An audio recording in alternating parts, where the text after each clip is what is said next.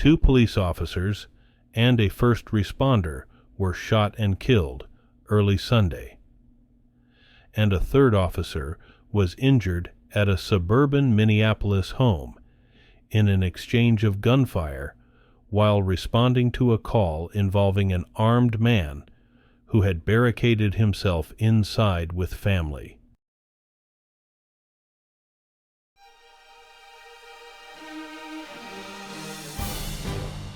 Today is Monday, February 19th, 2024, and this is the Dunkley Report. 2 police officers and a first responder were shot and killed early Sunday, and a 3rd officer was injured at a suburban Minneapolis home in an exchange of gunfire while responding to a call involving an armed man who had barricaded himself inside with family. Officials say the suspect in the shooting also died. The shooting in Burnsville claimed the lives of 2 27-year-old officers and a 40-year-old first responder. 7 children were inside the home, but officials say the family was able to leave the home safely.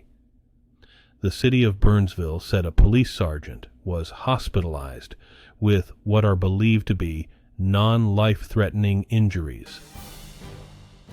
Israeli Prime Minister Benjamin Netanyahu is brushing off growing calls to halt the military offensive in Gaza and vowing to finish the job. A member of his war cabinet has threatened to invade the southern city of Rafah if remaining Israeli hostages are not freed by the upcoming Muslim holy month of Ramadan.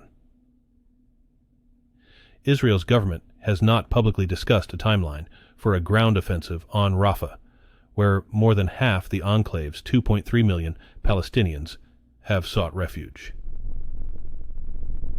The comments by retired General and War Cabinet member Benny Gantz represent an influential voice, but not the final word on what might lie ahead. The United Nations highest court opens historic hearings Monday into the legality of Israel's 57-year occupation of lands sought for a Palestinian state.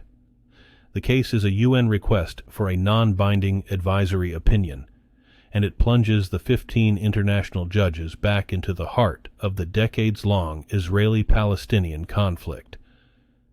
6 days of hearings at the International Court of Justice involve an unprecedented number of countries that will participate in the proceedings. Though the case occurs against the backdrop of the Israel-Hamas war, it focuses instead on Israel's open-ended occupation of Palestinian territories.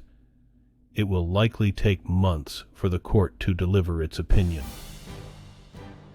Senator Tim Scott is treading carefully on questions about whether he would have certified the 2020 election had he been vice president at that time. The South Carolina Republican is seen as a potential running mate if Donald Trump becomes the Republican presidential nominee. On January 6, 2021, about 2 months after Trump lost the White House, then Vice President Mike Pence defied his boss and refused to use his largely ceremonial role in overseeing the election certification process to block Democrat Joe Biden's victory. Scott declined to say in 2 Sunday News show interviews whether he would have acted differently as vice president.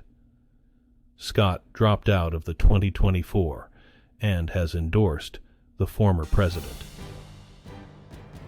Atom bomb epic Oppenheimer has won 7 prizes, including Best Picture at the British Academy Film Awards.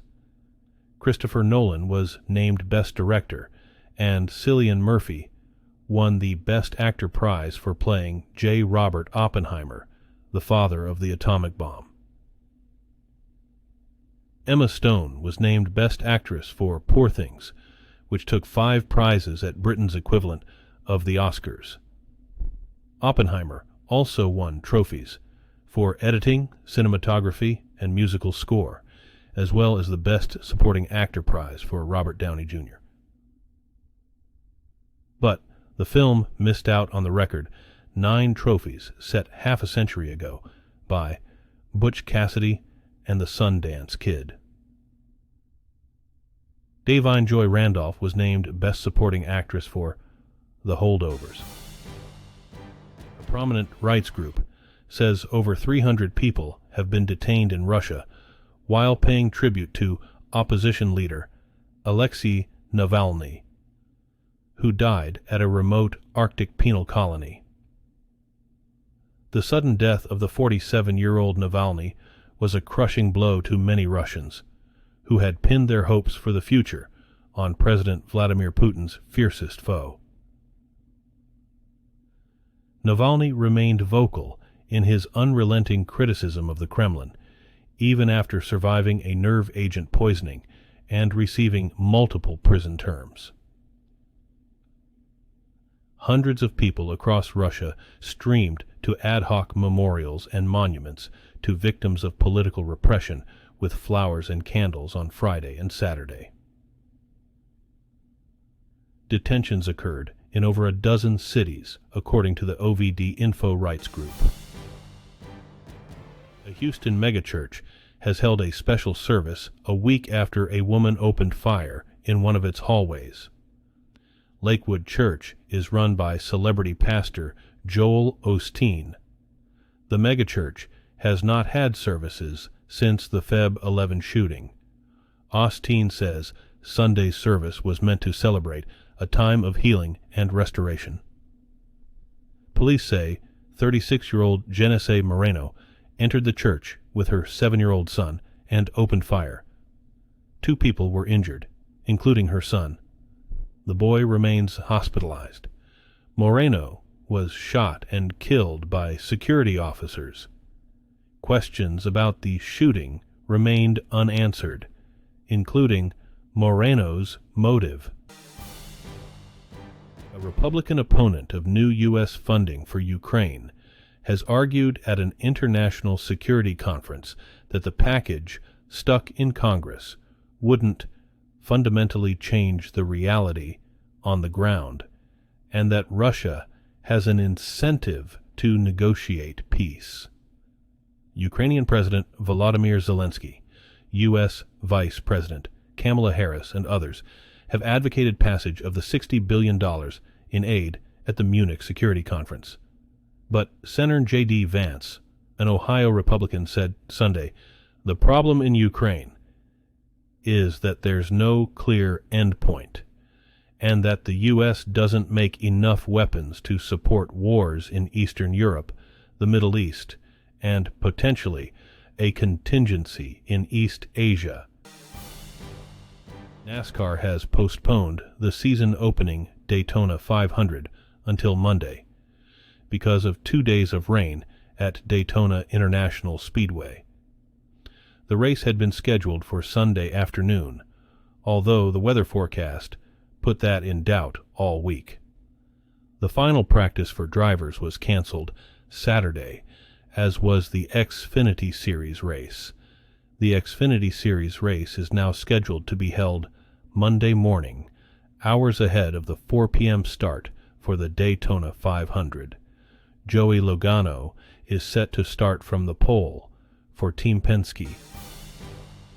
Fulton County District Attorney Fani Willis' testimony about her relationship with a special prosecutor in Georgia's election interference case against former President Donald Trump was a familiar scene for many black women. Willis testified Thursday during an extraordinary hearing that could result in her office being removed from the case against Trump. In interviews with the Associated Press, many black women leaders expressed frustration and disappointment that public attention had turned from the merits of the criminal case to the personal. Conduct of the black woman overseeing the prosecution. For them, the court challenged to Willis, echoes familiar experiences of tests of their authority, competence, and character.